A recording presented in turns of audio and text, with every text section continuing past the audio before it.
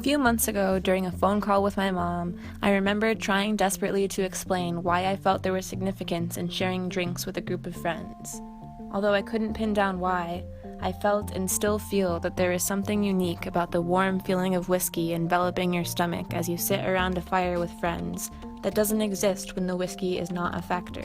With alcoholic beverages, there is obviously a very specific binding property, but when I started to consider it further, I realized that it was more than just a glass of whiskey. There is something strangely powerful about communing over food and drink with others. Some reason why a first date is often planned around food, or holidays don't feel the same without a giant feast. Ever since that phone call, I've been on a constant search to figure out the specialness that lies within a shared meal or a mug of coffee. Sharing meals together is something that we have practiced for centuries. In fact, archaeologists can identify evidence for shared meals dating back to the Upper Paleolithic period, when Homo sapiens first emerged.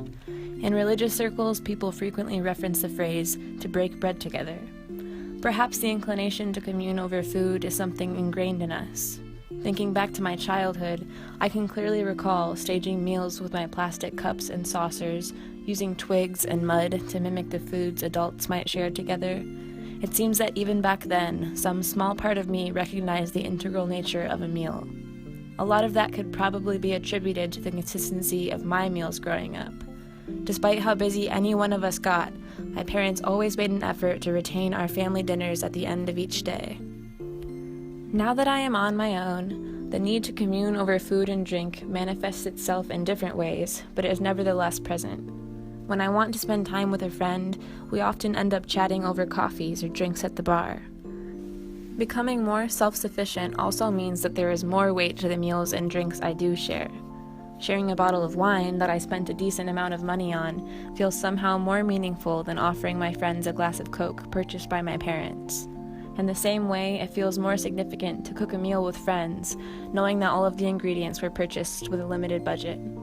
When my friends and I planned an up-north getaway for the weekend, it somehow naturally ended up revolving around food. Our conversation quickly resulted in a community Google Doc, with all 12 of us volunteering to cook meals, bring cheese, spices, bottles of wine, and anything else that could help keep us happy and fed for the next 4 days. My fondest memory of that trip is looking up from my full plate of gnocchi and vegetables to a table full of folks that I love and admire, all smiling and swallowing cheekfuls of food.